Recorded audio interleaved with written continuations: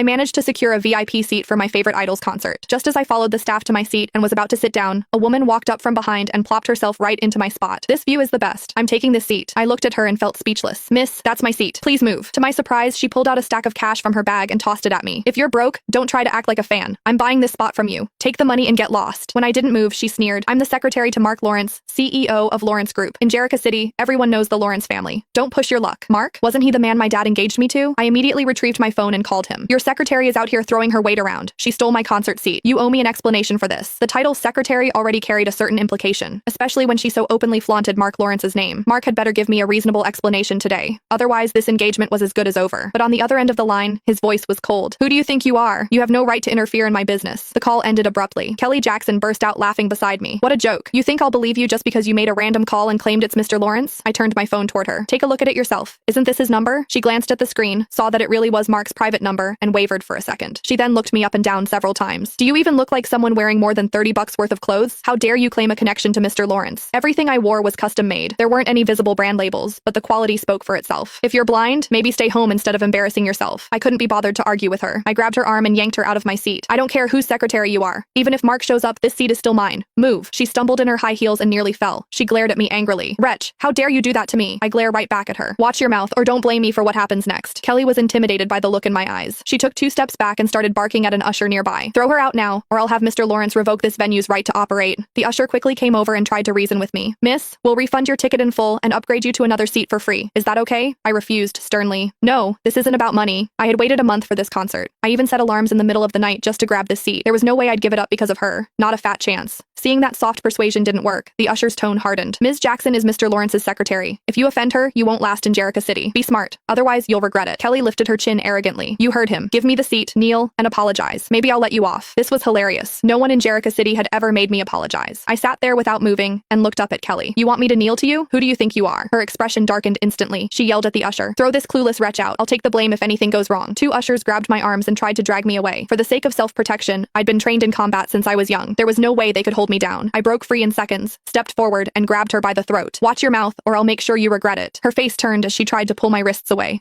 Let go of me. The ushers stared at me in shock. Oh my god, she's got a death wish. How dare she do this to Ms. Jackson? If Mr. Lawrence finds out, she's dead. No one can save her now. I didn't care about what they were saying. The Lawrence family didn't sound intimidating to me at all. I tightened my grip while glaring at Kelly. Who did you call a wretch? Kelly could hardly breathe. In a panic, she said, I'm a wretch. I let go and looked down at her. Wretch, you can get lost now. She collapsed to the ground and gasped for air. Her eyes were full of hatred when she looked at me. I dusted off my hands. What? Do you want more? She subconsciously shrank back and was helped outside by the ushers. I returned to my seat and texted my dad about what happened. Before we finished